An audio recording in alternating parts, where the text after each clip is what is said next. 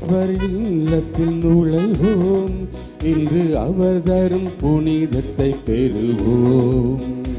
ஆண்டவர் இல்லத்தில் நுழைவோம், இன்று அவர் தரும் புனிதத்தை பெறுவோம். அவரது சந்நிதி அமர்ந்திடுவோம், அவரது சந்நிதி அமர்ந்திடுவோம். அமைதியின் வாழ்வினை உணர்ந்திடுவோம். ஆண்டவர் இல்லத்தில் நுழைவோம், இன்று அவர் தரும் புனிதத்தை பெறுவோம்.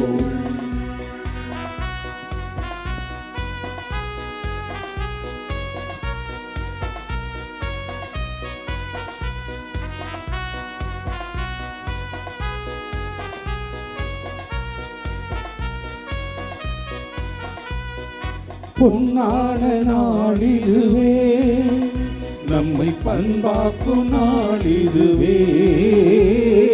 பொன்னான நாளிதுவே, நம்மை பண்பாக்கும் நாளிதுவே. மீட்பரை நம்மை இங்கு கூட்டி வந்தார், மானிடர் வாழ்வினை தேடி தந்தார். மீட்பரை நம்மை இங்கு கூட்டி வந்தார், மானிடர் வாழ்வினை தேடி தந்தார். இதை உணர்ந்திடவே, பணிந்திடவே, மனம் மகிழ்ந்திடவே நம்மை அழைத்தாரே. இதை உணர்ந்திடவே, பணிந்திடவே, மனம் மகிழ்ந்திடவே நம்மை அழைத்தாரே. ஆண்டவர் இல்லத்தில் நுழைவோம், இன்று அவர் தரும் புனிதத்தை பெறுவோம்.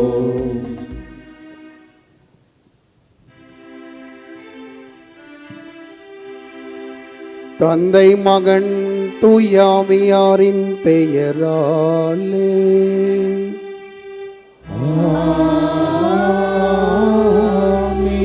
நம் ஆண்டவராகிய இயேசு கிறிஸ்துவின் அருளும் கடவுளின் அன்பும் தூய ஆவியானவரின் நட்புறவும் உங்கள் அனைவரோடும் இருப்பதாக.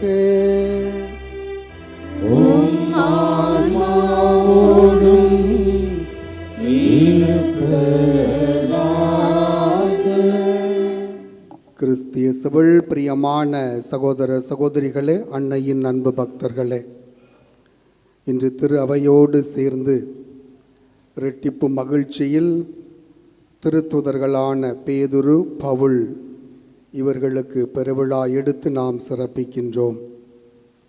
கனிவும் துணிவும் கொண்ட இந்த இரு திருத்தூதர்களுக்கு நாம் விழா எடுக்கின்ற இந்த நாளிலே இவர்கள் கொண்டிருந்த அந்த குணங்கள், தகுதியற்றவர்களாக இருந்த இவர்கள் ஆண்டவருடைய அழைப்பால் தகுதி உள்ளவர்களாக ஆக்கப்பட்டு தங்களுடைய பணிகளில், குறிப்பாக நற்செய்தி பணியில், நிர்வாக பணியில் இந்த கனிவும் துணிவும் கொண்டு சிறம்பட செயல்பட்டார்கள். ஒவ்வொரு குடும்பமும் நாம் பார்க்கிறோம், குறிப்பாக பணம் சம்பாதிக்கின்றோம். அதே நேரத்திலே அந்த சம்பாதிக்கின்ற பணத்தை எப்படி வைத்து நிர்வாகம் செய்வது என்பது நிறைய நேரங்களில் குழப்படியாகவே இருக்கும். இப்படி நிர்வாகமும் நற்செய்தி பணியும் இணைந்து சென்றன இந்த இரு திருத்தூதர்களில். இப்படி ஒவ்வொரு குடும்பம், ஒவ்வொரு சமுதாயம், ஒவ்வொரு நாடும் அளப்பரிய பணிகளை செய்கின்ற பொழுது நிச்சயமாக வெற்றி காண முடியும். அப்படி நாமும் இந்த புனிதர்களுடைய கனிவையும் துணிவையும் பெற்று நம் குடும்பங்களில், பணித்தலங்களில், செல்லுகின்ற இடங்களில் வாழ்வதற்கு நமக்கு வேண்டிய தேவையை, ஆற்றலை, மனப்பக்குவத்தை, குறிப்பாக இந்த கனிவை துணிவை இந்த பலியிலே வரமாக கேட்டு ஜெபிப்போம். இந்த புனிதர்களின் பரிந்துரையை நாடி மன்றாடுவோம். இந்த சிந்தனைகளோடு இப்பலியிலே இங்கே கூடியிருக்கும் பக்தர்களின் கருத்துக்களுக்காகவும் ஜெயா பிளஸ் தொலைக்காட்சி, திருத்தல இணையதளம் மற்றும் அனைத்து சமூக ஊடகங்களின் வழியாக பங்கேற்கும் பக்தர்களின் கருத்துக்களுக்காகவும், இன்றைய நாளில் ஒளிபரப்பிற்கு உதவி செய்த நன்கொடையாளர்களின் குடும்ப கருத்துக்களுக்காகவும், நேற்று திருப்பலி எழுதி வைத்தவர்களின் கருத்துக்களுக்காகவும் ஒப்பு கொடுக்கப்படுகிறது. மேலும் இந்த ஒளிபரப்பை காணுகின்ற அனைத்து அன்னையின் பக்தர்களையும் இறைவன் நிறைவாக ஆசீர்வதிக்கும்படியாக இப்பலியிலே மன்றாடுவோம். Dear devotees, This Mass is offered for all the faithful gathered here and those who are participating through Jaya Bliss, Shrine Web TV as well as other social media, and in a special way for all the sponsors of this live telecast Mass and those who wrote their Mass intentions yesterday, and all the devotees of Our Lady of Health Velangani who are all watching the same. தூய மறை நிகழ்வுகளை கொண்டாட தகுதி பெறும் பொருட்டு பாவங்களை ஏற்றுக்கொள்வோம்.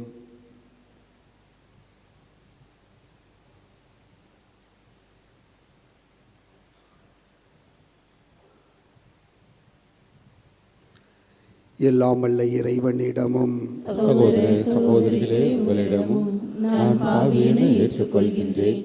ஏனெனில் என் சிந்தனையாலும் சொல்லாலும் செயலாலும் கடமையில் தவறியதாலும் பாவங்கள் பல செய்தேன்.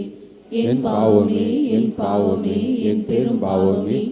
ஆகையால் எப்பொழுதும் கன்னியான புனித மரியாவையும் வானதூதர் புனிதர் அனைவரையும் சகோதர சகோதரிகளே உங்களையும் நம் இறைவனாகிய ஆண்டவரிடம் எனக்காக வேண்டிக் கொள்ள மன்றாடுகின்றேன். எல்லாமல்ல இறைவன் நம் மீது இரக்கம் வைத்து நம் பாவங்களை மன்னித்து நம்மை நிலை வாழ்வுக்கு அழைத்துச் செல்வாராக. ஆமென்.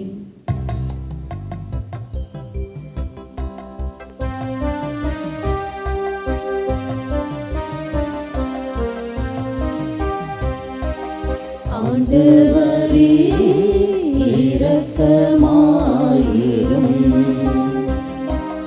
ஆண்டவரே இரக்கமாயிரும். கிறிஸ்துவே இரக்கமாயிரும். கிறிஸ்துவே இரக்கமாயிரும். ஆண்டவரே இரக்கமாயிரும். ஆண்டவரே இரக்கமாயிரும்.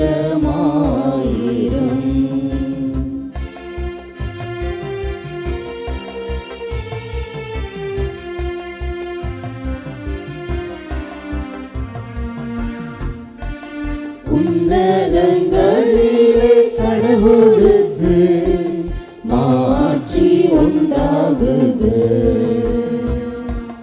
உலகிலே நன்மனத்தோர்க்கு அமைதியாகுக. உம்மை புகழ்கின்றோம். உம்மை வாழ்த்துகின்றோம். உம்மை ஆராதிக்கின்றோம். உம்மை மாட்சிப்படுத்துகின்றோம். உமது மேலான மாட்சியின் பொருட்டு உமக்கு நன்றி கூறுகின்றோம்.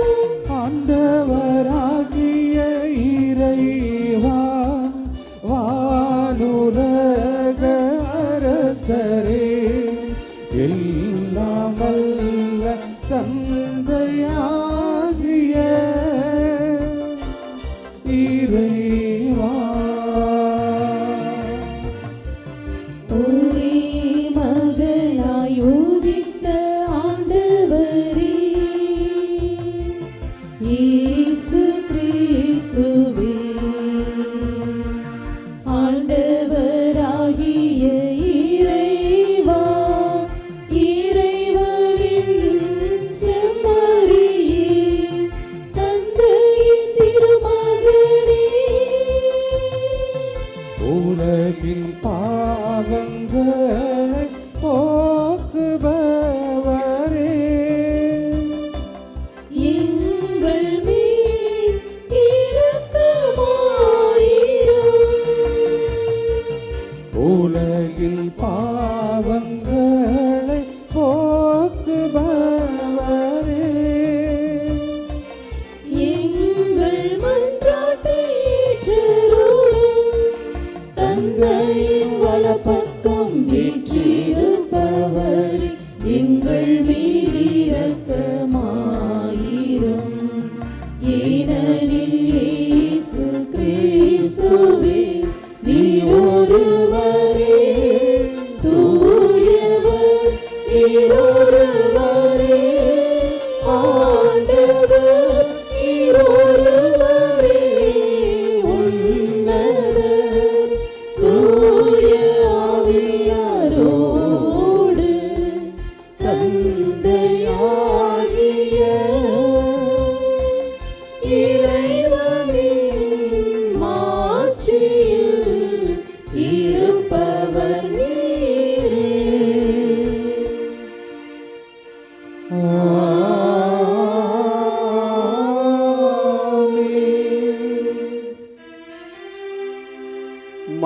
மன்றாடுவோமாக.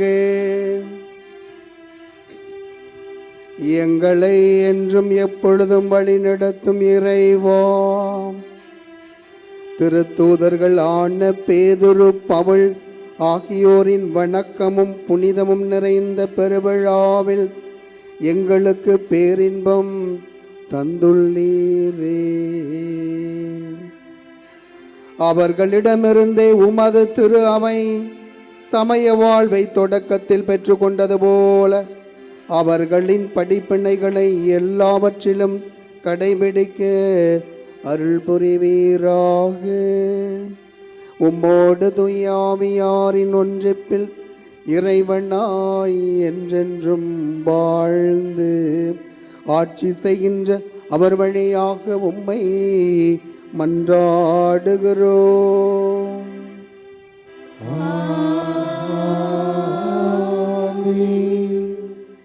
முதல் வாசகம்.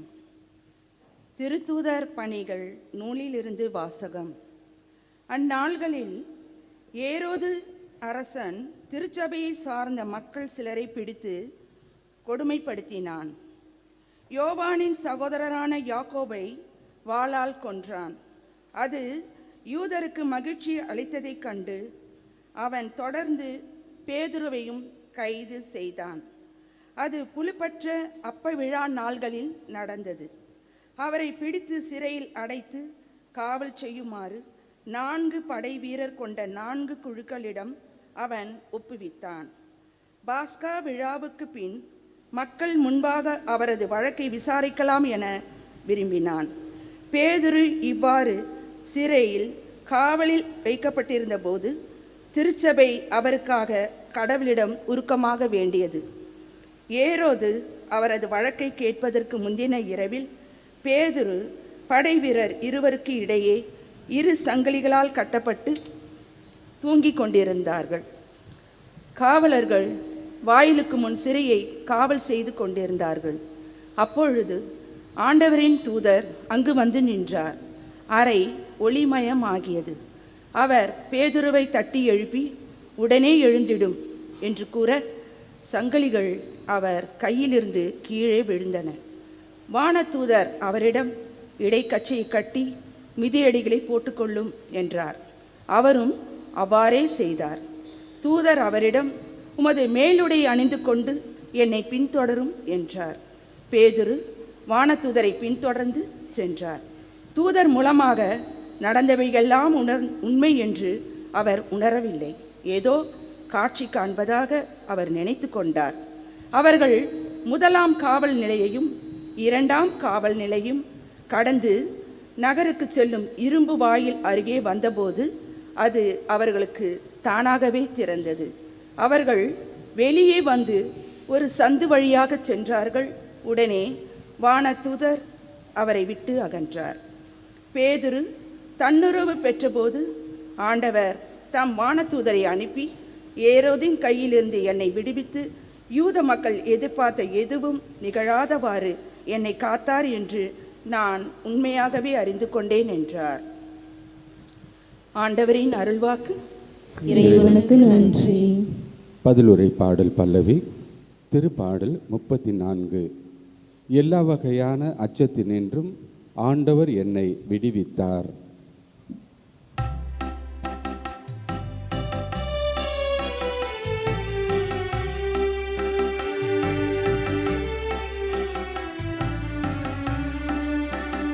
எல்லா வகையான அச்சத்தினின்றும் ஆண்டவர் என்னை விடுவித்தார். எல்லா வகையான அச்சத்தினின்றும் ஆண்டவர் என்னை விடுவித்தார். ஆண்டவரை நான் எக்காலமும் போற்றுவேன். அவரது புகழ் எப்பொழுதும் என் நாவில் ஒலிக்கும். நான் ஆண்டவரை பற்றி பெருமையாக பேசுவேன். எளியோர் இதை கேட்டு அக்க கழிப்ப.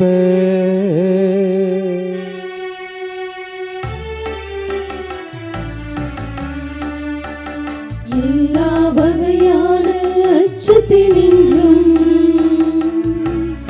ஆண்டவர் என்னை விடுவித்தார். எல்லா வகையான அச்சத்தினின்றும் ஆண்டவர் என்னை விடுவித்தார். என்னுடன் ஆண்டவரை பெருமைப்படுத்துங்கள்,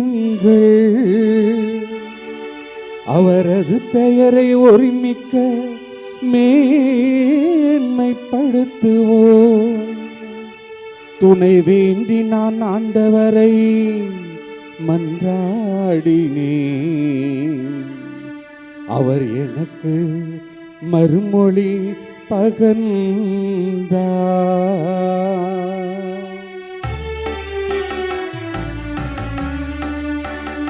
எல்லா வகையான அச்சத்தினின்றும்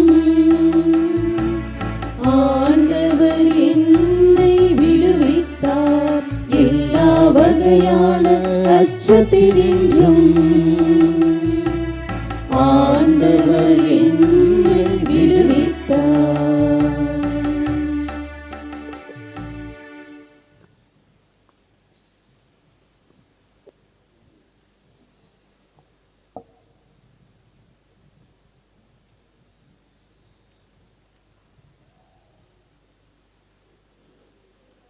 இரண்டாம் வாசகம். திருத்தூதர் பவுல் தீமோத்தேயுவுக்கு எழுதிய இரண்டாம் திருமுகத்திலிருந்து வாசகம். அன்பிற்கு உரியவரே, நான் இப்போதே என்னை பலியாக படைக்கிறேன். நான் பிரிந்து செல்ல வேண்டிய நேரம் வந்துவிட்டது. நான் நல்லதொரு போராட்டத்தில் ஈடுபட்டேன், என் ஓட்டத்தை முடித்து விட்டேன், விசுவாசத்தை காத்து கொண்டேன். இனி எனக்கென வைக்கப்பட்டிருப்பது நேரிய வாழ்வுக்கான வெற்றி வாகையே. அதை இறுதி நாளில் ஆண்டவர் எனக்கு தருவார். நீதியான அந்த நடுவர் எனக்கு மட்டுமல்ல, அவர் தோன்றுவார் என விரும்பி காத்திருக்கும் அனைவருக்குமே தருவார். நான் அறிவித்த செய்தி நிறைவுற்று அனைத்து நாட்டவரும் அதனை கேட்க வேண்டுமென்று ஆண்டவர் என் பக்கம் நின்று எனக்கு வலுவூட்டினார். சிங்கத்தின் வாயிலிருந்தும் என்னை விடுவித்தார். தீங்கு அனைத்திலிருந்தும் அவர் என்னை விடுவித்து தம் விண்ணரசில் சேர்த்து எனக்கு மீட்பளிப்பார். அவருக்கே என்றென்றும் மாட்சி உரித்தாகுக. ஆமேன். ஆண்டவரின் அருள்வாக்குக. இறைவனுக்கு நன்றி.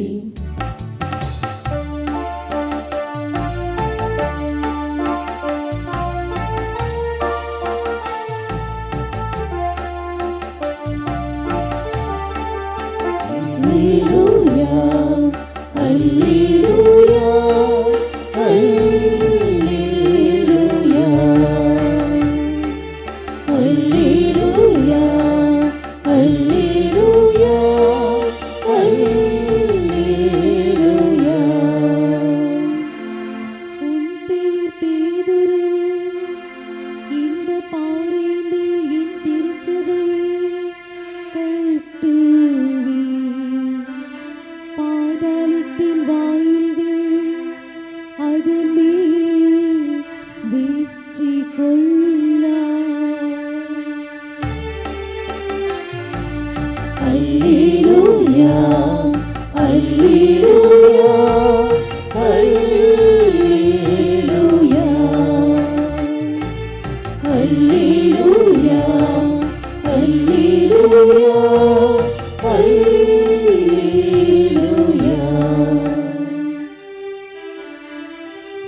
ஆண்டவர் உங்களோடு இருப்பாராக. உம் ஆன்மாவோடும்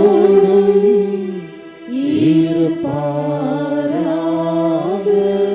மத்தேயு எழுதிய தூய நற்செய்தியிலிருந்து வாசகம். ஆண்டவரே, மாட்சி உமக்கே. அக்காலத்தில் இயேசு பிலிப்பு செசரியா பகுதிக்கு சென்றார். அவர் தம் சீடரை நோக்கி, மானிட மகன் யார் என்று மக்கள் சொல்கிறார்கள் என்று கேட்டார். அதற்கு அவர்கள், சிலர் திருமுழுக்கு யோவான் எனவும், வேறு சிலர் எலியா எனவும், மற்றும் சிலர் எரேமியா அல்லது பிற இறைவாக்கினருள் ஒருவர் என்றும் சொல்கின்றனர் என்றார்கள். ஆனால் நீங்கள் நான் யார் என சொல்கிறீர்கள் என்று அவர் கேட்டார். சீமோன் பேதுரு மறுமொழியாக, நீர் மெஸ்ஸியா, வாழும் கடவுளின் மகன் என்று உரைத்தார். அதற்கு இயேசு, யோனாவின் மகனான சீமோனே, நீ பேறு பெற்றவன், ஏனெனில் எந்த மனிதரும் இதை உனக்கு வெளிப்படுத்தவில்லை, மாறாக விண்ணகத்திலுள்ள என் தந்தையே வெளிப்படுத்தியுள்ளார். எனவே நான் உனக்கு கூறுகிறேன், உன் பெயர் பேதுரு, இந்த பாறையின் மேல் என் திருச்சபையை கட்டுவேன், பாதாளத்தின் வாயில்கள் அதன் மேல் வெற்றி கொள்ளா. விண்ணரசின் திறவுகோலை நான் உன்னிடம் தருவேன். மண்ணுலைகள் நீ தடை செய்வது விண்ணுலைகளும் தடை செய்யப்படும், மண்ணுலைகள் நீ அனுமதிப்பது விண்ணுலைகளும் அனுமதிக்கப்படும் என்றார்.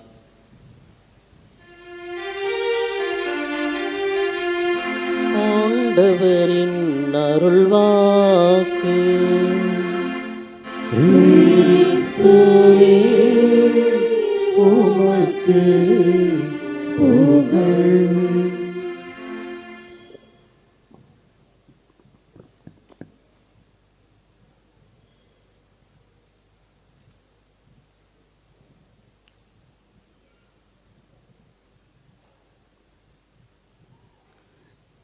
கிறிஸ்து இயேசுவில் பிரியமான சகோதர சகோதரிகளே, அன்னையின் அன்பு பக்தர்களே,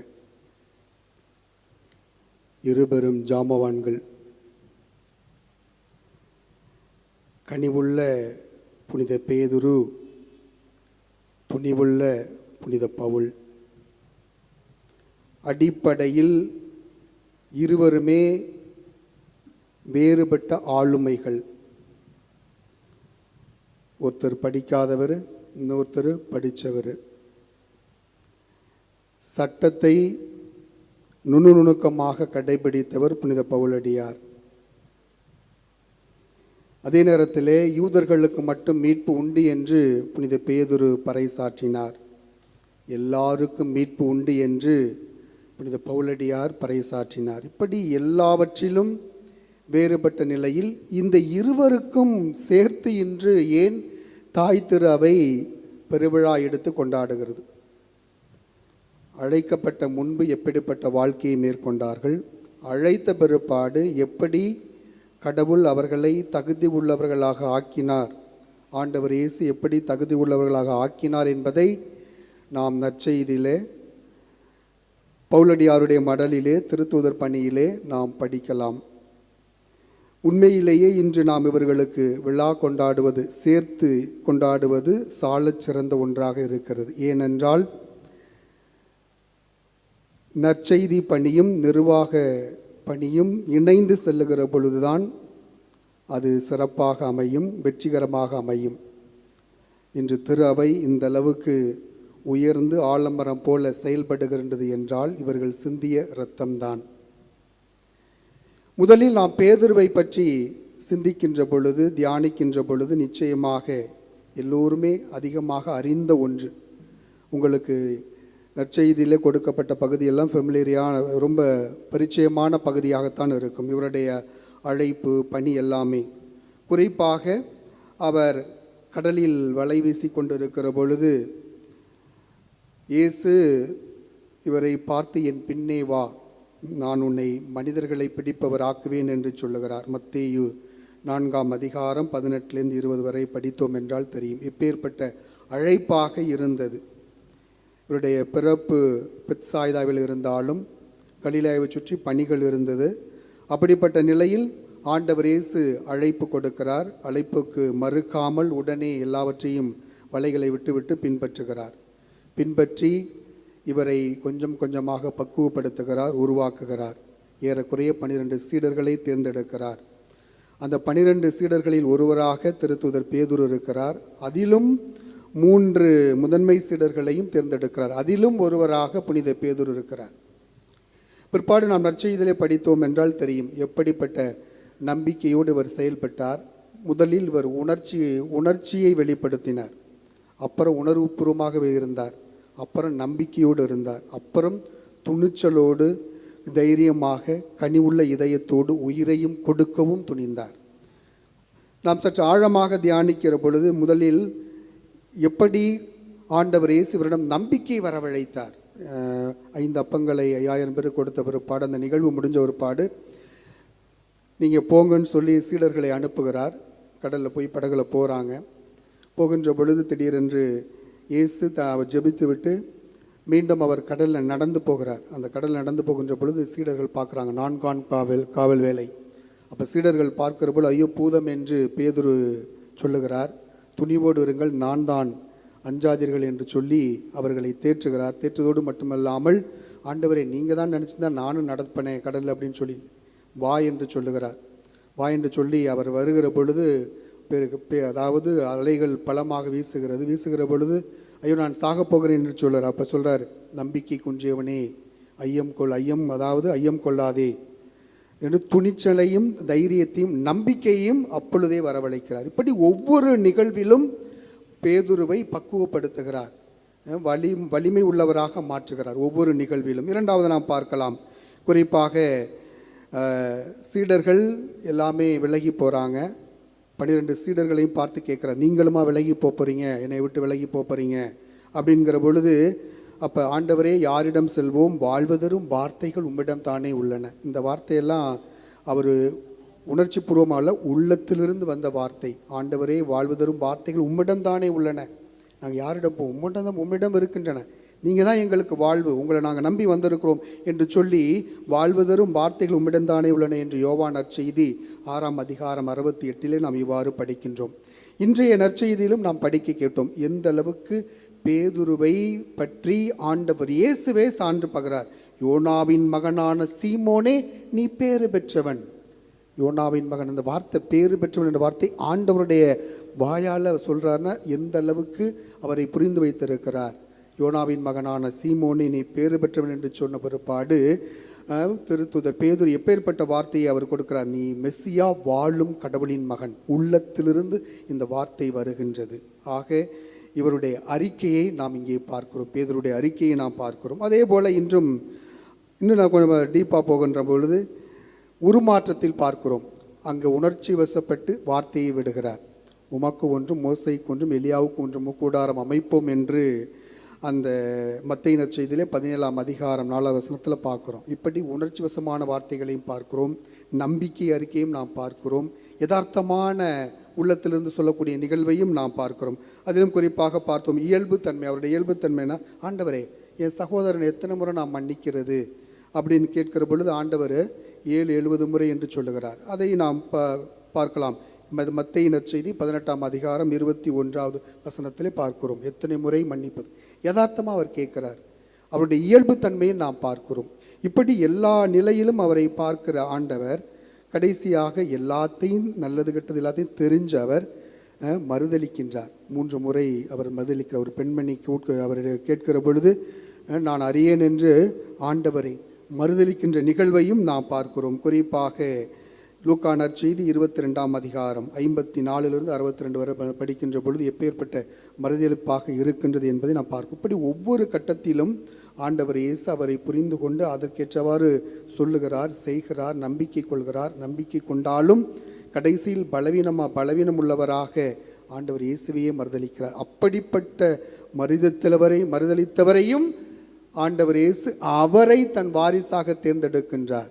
வாரிசாக தேர்ந்தெடுத்து திரு அவையை வழிநடத்துவதற்கு எப்பேற்பட்ட நம்பிக்கையை கொடுத்து அவரை தேற்றுகிறார். அதுதான் யோவான் நற்செய்தியில் 21ஆம் வசனத்திலே நாம் படிக்கிறோம், நீ என்னை அன்பு செய்கிறாயா என்று கேட்கிற பொழுது ஆண்டவர் நமக்கு தெரியும் என்று சொல்லி என் ஆட்டுக்குட்டிகளை பேணி வளர், என் ஆடுகளை மேய் என்று சொல்லி அவருக்கு அந்த அதிகாரத்தை கொடுத்து தன் வாரிசாக நியமிக்கின்றார். இப்பேற்பட்ட ஒரு மாபெரும் சக்தி வாய்ந்த மனிதரை ஆண்டவர் எந்த அளவுக்கு நம்பிக்கையின் வழியாக தேற்றி அந்த கனிவையும் துணிவையும் கொடுத்து இவர்களை வழி நடத்துகிறார். பிற்பாடு நான் பார்க்கலாம், ஆண்டவர் இயேசு இறந்து விண்ணேற்பு அடைந்த பிற்பாடு அவருடைய வாழ்வு தலைகளாகவே மாறிடுச்சு. எந்த அளவுக்கு முதல்ல தயக்கம், சந்தேகம், உணர்ச்சி, உணர்வு இதெல்லாம் இருந்தாலும் அதீத நம்பிக்கை கொண்டவர் ஆண்டவர் இயேசுடைய விண்ணேற்புக்கு பிறப்பாராம். அதீத நம்பிக்கை கொண்டு அந்த திருத்தூதர்களில் ஒருவர் விட்டு பிரிந்தாலும் மத்தியாசை தேர்ந்தெடுப்பதில் இவர் முக்கிய பங்கு வகிக்கிறார். அதே நேரத்தில் இவர் எந்த அளவுக்கு ஆற்றலும் சக்தியும் வாய்ந்தவராக இருக்கிறார் என்பதை நாம் பார்க்கலாம். குறிப்பாக திருத்தூதர் பணி 3ஆம் அதிகாரம் 1 படித்தோம்னா தெரியும்.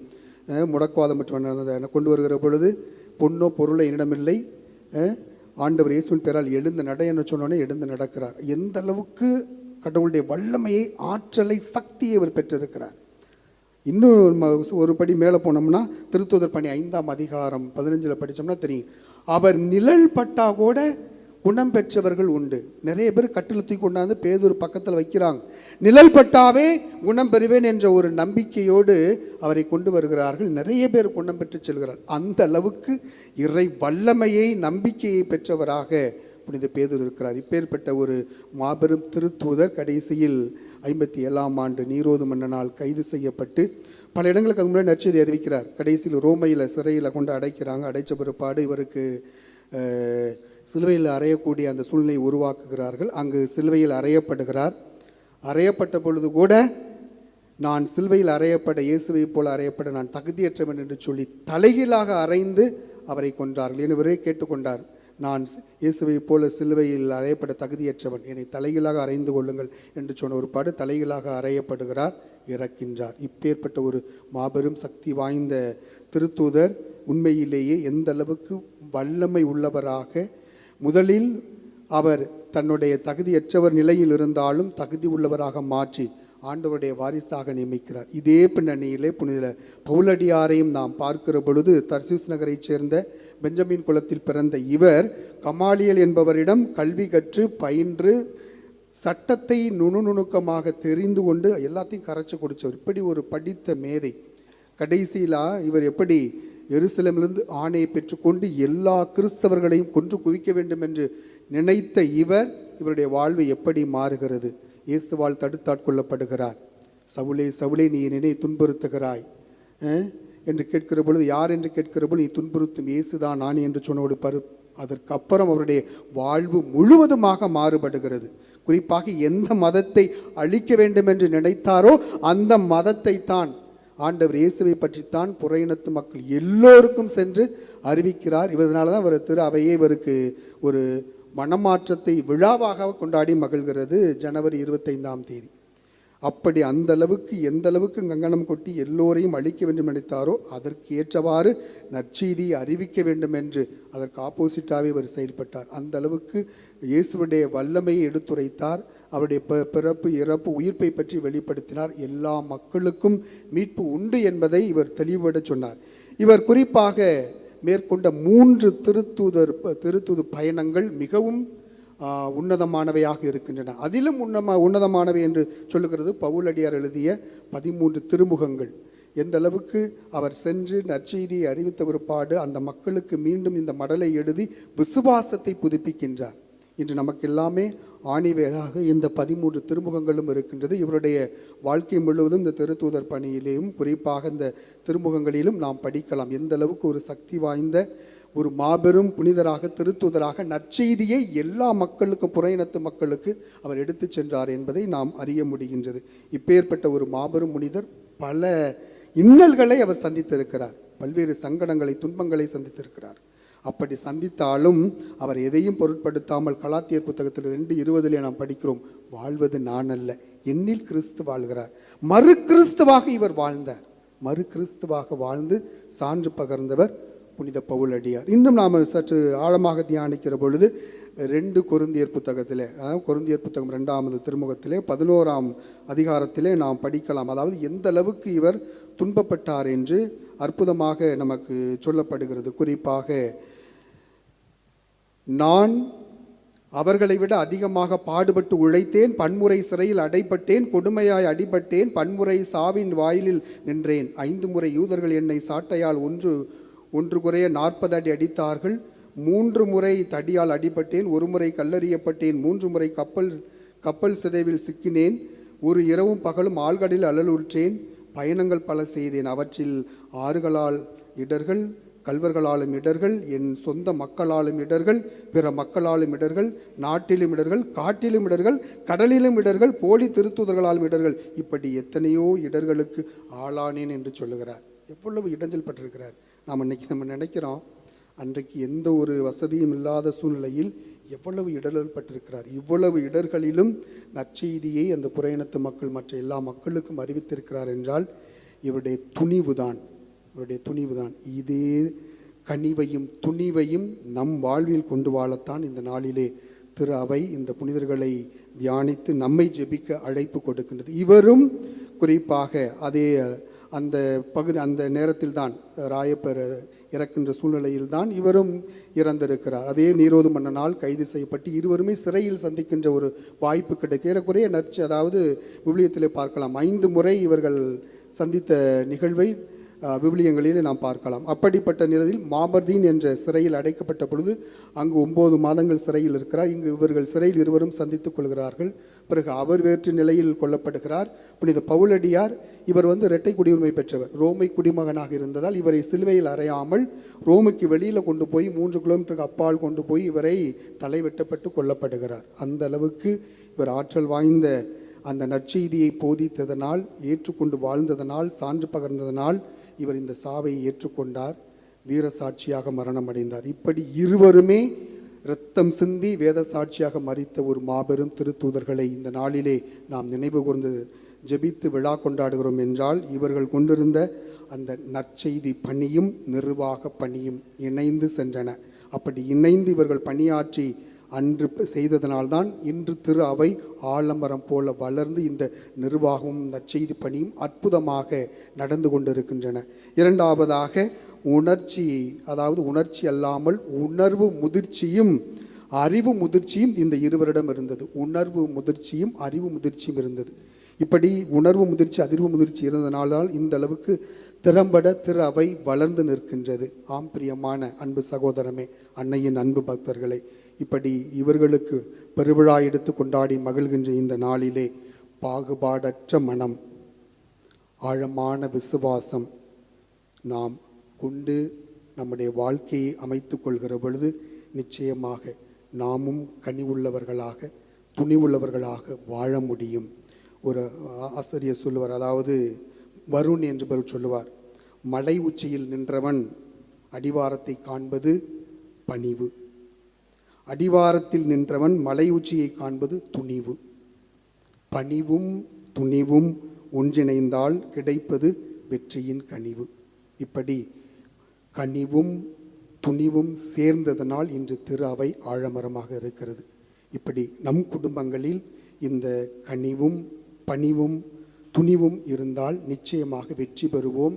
நம் வாழ்வு வெற்றிகரமாக அமையும். எப்படி பேதுரும் பவுலடியாரும் ஆண்டவரில் இணைந்து வெற்றியை கண்டார்களோ, வெற்றியின் மணிமுடியை பெற்றுக்கொண்டார்களோ, அதே போல நாமும் ஆண்டவருடைய கையில் அந்த மணிமுடியை, வெற்றி வாகையை, உண்மையான வாழ்வை நாமும் பெறுவோம்.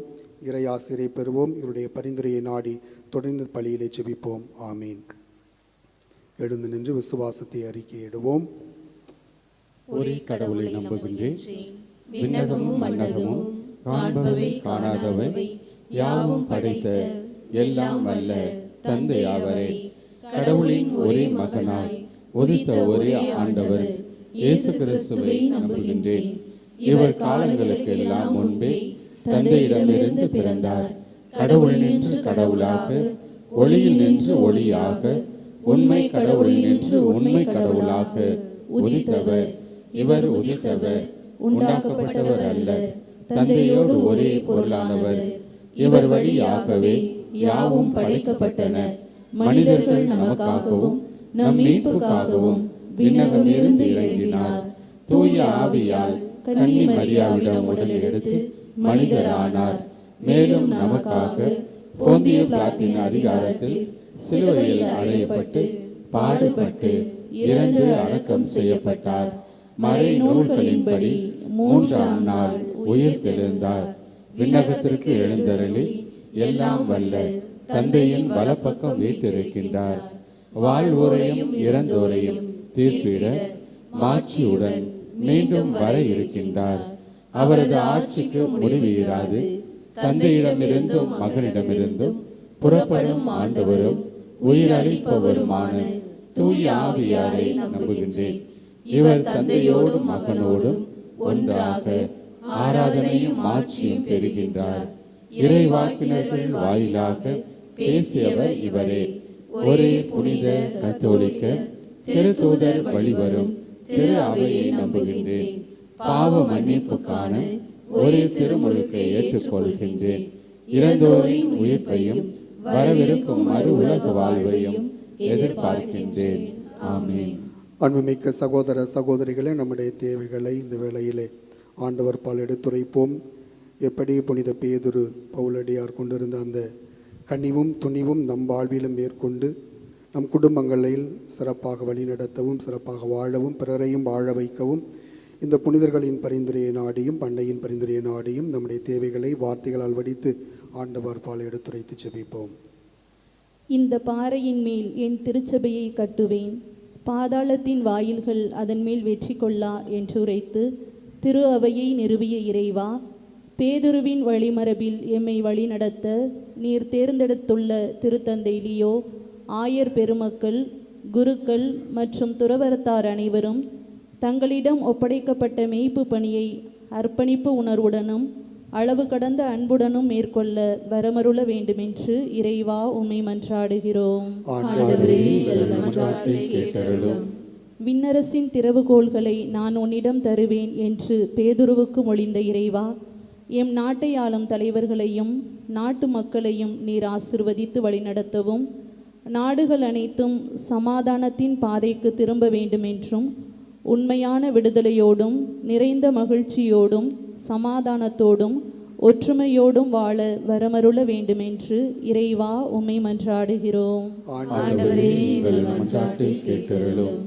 திரு அவையின் தூணான இறைவா, ஏதும் அறியா பாமரனாகிய புனித பேதுருவையும் எல்லாம் கற்றுத் தேர்ந்த வித்தகனான புனித பவுலையும் ஒன்றிணைத்து திரு அவையின் தூண்களாக நிறுத்தி நற்செய்தியை உரக்கச் சொல்ல பணித்தது போல் எங்களையும் நற்செய்தியின் தூதுவர்களாக வாழ நீர் அழைத்துள்ளீர். நீர் மெசியா, வாழும் கடவுளின் மகன் என்பதை நாங்கள் எம் வாழ்வில் உணர்ந்து உம்மோடு பயணிக்கவும் இயேசு கிறிஸ்துவின் விழுமியங்களை பெற்ற மக்களாக நாங்கள் வாழவும் வரம் தர வேண்டுமென்று இறைவா உம்மை மன்றாடுகிறோம். கனிவுள்ள புனித பேதுருவையும் துணிவுள்ள புனித பவுலையும் அழைத்த எம் அன்பு இறைவா, இதோ இன்றைய ஞாயிறு திருப்பலியில் பங்கேற்க இங்கே கூடியுள்ள உம் அன்னையின் பக்தர்களையும் பல்வேறு சமூக ஊடகங்கள் வழியாக செபிக்கும் அனைவரின் கருத்துக்களும் நிறைவேற அருள் தர வேண்டுமென்றும் வாழும் கடவுளாகிய உம்மை பின்பற்றி விசுவாசத்தில் வளர்ந்து சாட்சிய வாழ்வு வாழ வேண்டுமென்று இறைவா உம்மை மன்றாடுகிறோம். நம்முடைய தனிப்பட்ட தேவைகளுக்காக மௌனமாக ஜெபிப்போம்.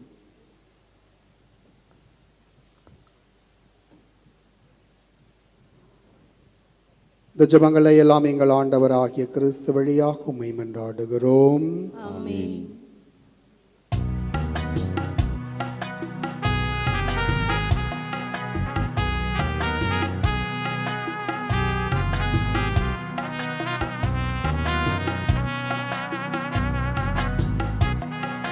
மலரோடு மலராக நானும் இணைந்தேன், கனியோடு கனியாக நானும் கலந்தேன். சனி சகா மகமபா சாச பாப்ப மகரிசா, மலரோடு மலராக நானும் இணைந்தேன், கனியோடு கனியாக நானும் கனிந்தேன். என்னையே காணிக்கையா நானும் தருகின்றேன், உன்னையே என் பலியாய் நானும் பகர்கின்றேன். ஏற்று உமது பலியாய் மாற்றும் இந்த இயேசுவே, இறைவன் படைத்த உலகம் நானும் அவரின் செல்வம், இயற்கை தந்த கனிகளோடு என்னை தருகிறேன். சகோதர சகோதரிகளே, என்னுடையதும் உங்களுடையதுமான இப்பலி எல்லாம் வல்ல தந்தையாகிய இறைவனுக்கு ஏற்றதாக்கும்படி ஜெபியுங்கள்.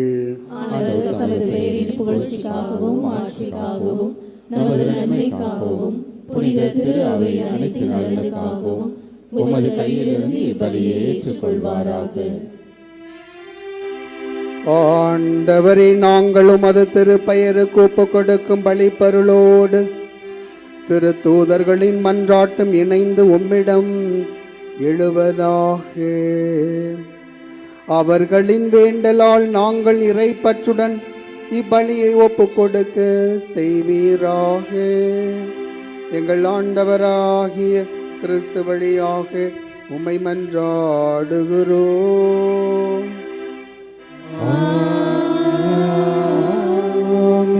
ஆண்டவர் உங்களோடு இருப்பாராக.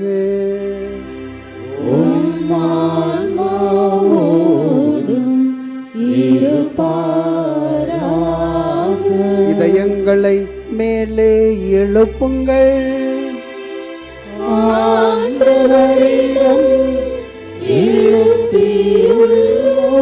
நம் இறைவனாகிய ஆண்டவருக்கு நன்றி கூறுவோம்.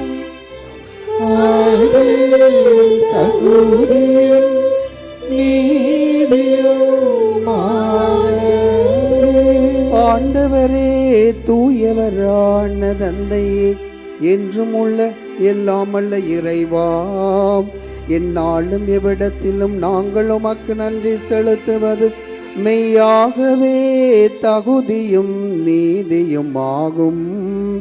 எங்கள் கடமையும் மீட்புக்குரிய செயலுமாகும்.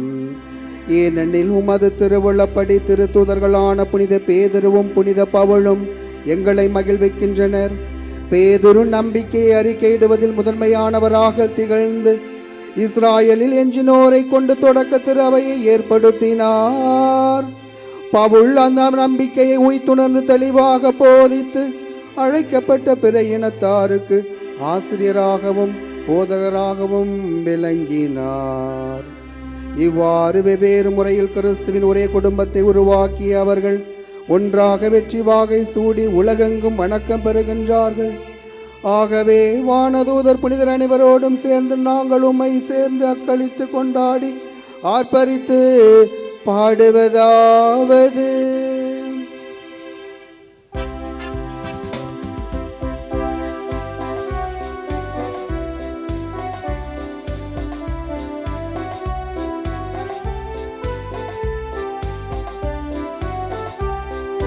தூயவர் தூயவர் தூயவர் வான்படைகளின் கடவுளாம் ஆண்டவர். ஆண்டவர் விண்ணகமும் மண்ணகமும் உமது மாட்சியால் நிறைந்துள்ளன. உன்னதங்களிலே ஓசன்னா, ஆண்டவர் பெயரால் வருகிறவர் ஆசி பெற்றவர். உன்னதங்களிலே ஓசன்னா, உன்னதங்களிலே ஓசன்னா. ஆண்டவரே, நீர் மெய்யாகவே தூயவர், தூய்மை அனைத்துக்கும் ஊற்று. ஆகவே உம்முடைய ஆவியை பொழிந்து இக்காணிக்கைகளை தூய்மைப்படுத்த உம்மை வேண்டுகிறோம். இவ்வாறு எங்கள் ஆண்டவர் இயேசு கிறிஸ்துவின் உடலும் இரத்தமுமாக எங்களுக்கு இவை மாறுவனவாக.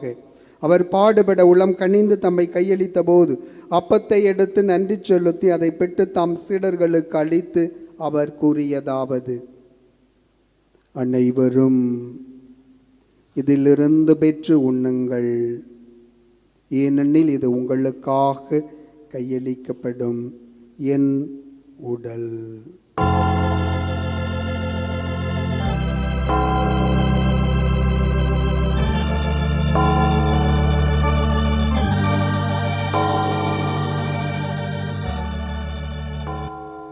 அவ்வண்ணமே இரவு விருந்தை அருந்திய பின் கிண்ணத்தையும் எடுத்து மீண்டும் மக்கள் நன்றி கூறி தம் சீடர்களுக்கு அளித்து அவர் கூறியதாவது: அனைவரும் இதிலிருந்து பெற்று பருகுங்கள், ஏனெனில் இது புதிய நிலையான உடன்படிக்கைக்குரிய இரத்தத்தின் கிண்ணம்.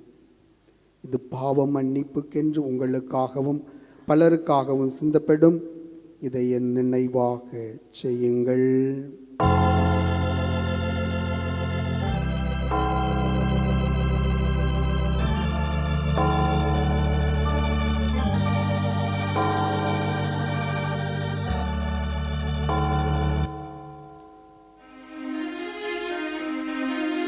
நம்பிக்கையின் மறைபொருள்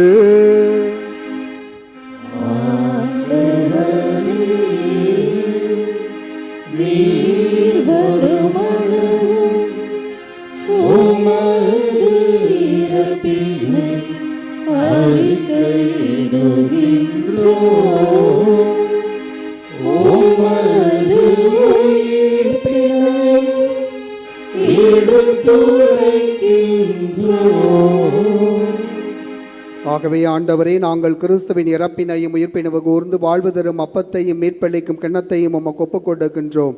உம் திருமணன்று ஊழியம் புரிய தகுந்தவர்களை ஏற்றுக்கொண்டு எனவே நாங்கள் உமக்கு நன்றி செலுத்துகிறோம். மேலும் கிறிஸ்துவின் உடலிலும் இரத்தத்திலும் பங்கு கொள்ளும் எங்களை தூய ஆவியார் ஒன்று சேர்க்க வேண்டும் என உம்மை தாழ்மையுடன் மன்றாடுகிறோம்.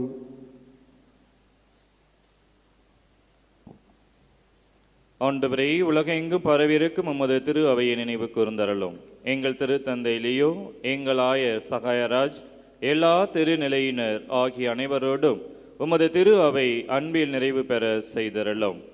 மேலும் உயிர்த்தெழும் எதிர்நோக்குடன் தேள்கொள்ளும் எங்கள் சகோதரர் சகோதரிகளையும் இறந்தோர் அனைவரையும் இரக்கத்துடன் நினைவு கூர்ந்து உமது திருமுக வழியினுள் ஏற்றருளும். எங்கள் அனைவர் மீதும் இரக்கமாயிரும். கடவுளின் கன்னித்தாயான புனித மரியா, அவருடைய கணவரான புனித யோசேப்பு, புனித திருத்தூதர்கள், இவ்வுலகில் உமக்கு உகந்தவராயிருந்தோர் ஆகிய புனிதர் அனைவருடனும் நாங்களும் நிலைவாழ்வில் பங்கு கொள்ளும் தகுதி பெற்று உம் திருமகன் இயேசு கிறிஸ்து வழியாக உம்மை புகழ்ந்தேத்து மரமருள உம்மை மன்றாடுகின்றோம்.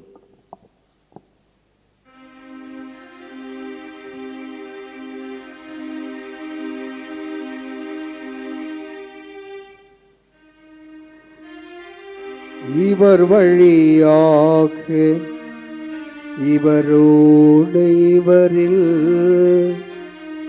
எல்லாம் அல்ல இறைவனாகிய தந்தையே, தூய ஆவியாரின் ஒன்றிப்பில் எல்லா புகழும் ஆட்சியும் என்றென்றும் உமக்கு உரியதே.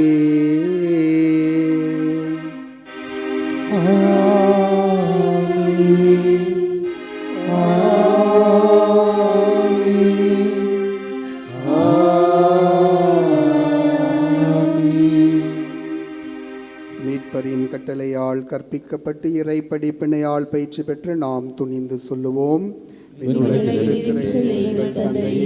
உமது பெயர் தூயது என போற்ற பெறுக. உமது ஆட்சி வருக. உமது திருவுளம் விண்ணுலகில் நிறைவேறுவது போல மண்ணுலகிலும் நிறைவேறுக. எங்கள் அன்றாட உணவை இன்று எங்களுக்கு தாரும். எங்களுக்கு எதிராக குற்றம் செய்வோரை நாங்கள் மன்னிப்பது போல எங்கள் குற்றங்களை மன்னியும். எங்களை சோதனைக்கு உட்படுத்தாதேயும், தீமையிலிருந்து எங்களை விடுவித்தருளும்.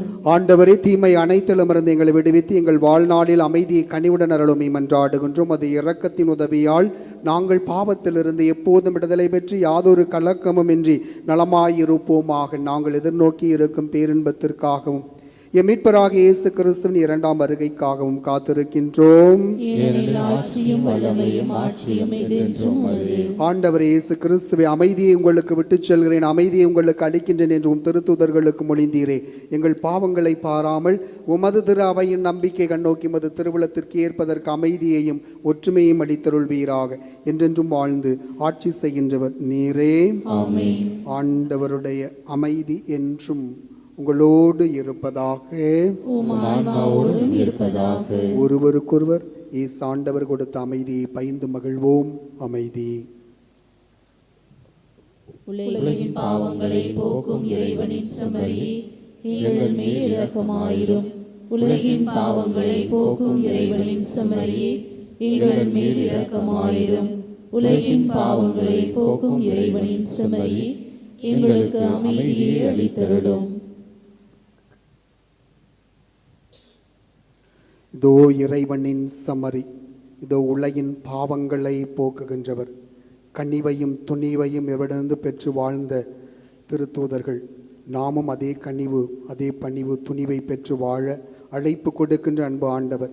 இவருடைய திருவிருந்துக்கு அழைக்க பெற்ற நாம் அனைவரும் பேறு பெற்றோர். நான் தகுதியற்றவள், ஆனால் ஒரு வார்த்தை மட்டும் சொல்லியருளும், எனது ஆன்மா நலமடையும்.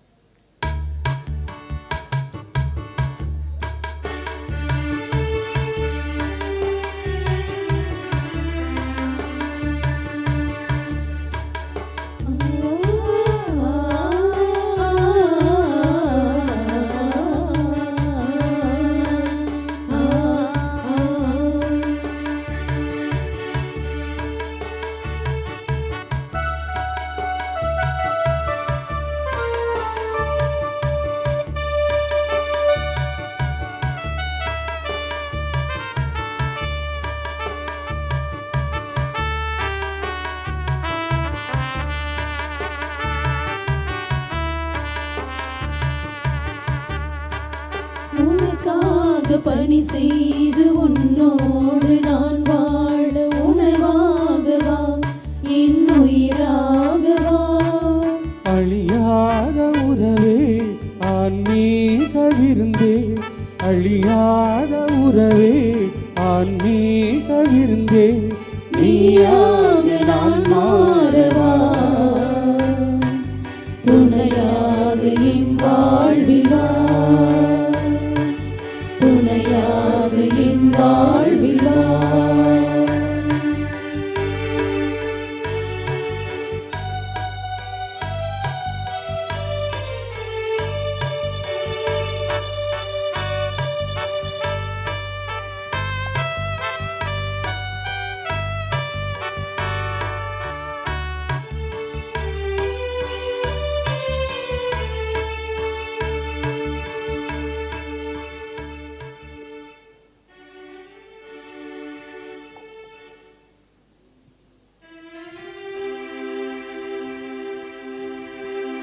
நன்றி கூறி மன்றாடுவோமாக. ஆண்டவரே, திரு உணவால் நாங்கள் ஊட்டம் பெற்றுள்ளோம். அதனால் அப்பம் பிடுவதிலும் திருத்தூதர் கற்பித்தவற்றிலும் நிலைத்து நின்று உமது அன்பால் உறுதி பெற்று ஒரே இதயமும் ஒரே ஆன்மாவும் கொண்டவர்களாய் உமது திரு அவையில் வாழ்வோமாக. எங்கள் ஆண்டவராகிய கிறிஸ்து வழியாக உம்மை மன்றாடுகிறோம்.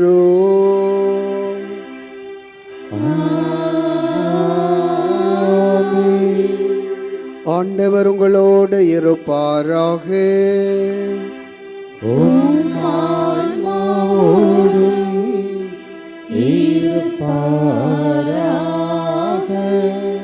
புனித ஆரோக்கிய அன்னையின் ஆசீர் பெற மன்றாடுவோம். ஆற்றலும் அன்புமிக்க இயேசுவை கையிலேந்தி காலமெல்லாம் கடலோரம் காத்திருக்கும் புனித ஆரோக்கிய அன்னையே, இப்பேராலயத்தில் கூடியிருக்கும் பக்தர்கள் மற்றும் இணையதளம் சமூக ஊடகங்கள் வழியாக பங்கேற்கும் அனைவரையும் ஆசீர்வதியும். இவர்களின் மனம் சோர்ந்து போகும்போது பால்கார பாலகனின் பால் கொடுத்தை பொங்கச் செய்தது போல இவர்களின் மனங்களையும் மகிழ்ச்சியால் பொங்கவையும். இவர்கள் தோல்வியால் துவண்டு போகும்போது நடக்க இயலாத சிறுவனை நடக்க வைத்தது போல இவர்களையும் எழுந்து நடக்கவையும். இவர்கள் துன்பக்கடலில் தத்தளித்து தடுமாறும் போது போர்ச்சுகீசிய மாலுமிகளை கரை சேர்த்தது போல இவர்களையும் கரை சேர்த்திரளும். வரம் பெற்று தரும் புனித ஆரோக்கிய அன்னையின் ஆசீர் உங்களோடு என்றும் தங்குவதாக. May Jesus touch you and heal you through the loving hands of his dear mother, Our Lady of Elankani. எல்லாம் வல்ல இறைவன் தந்தை மகன் தூயாவியார் உங்களுக்கு ஆசீரளிப்பாராக.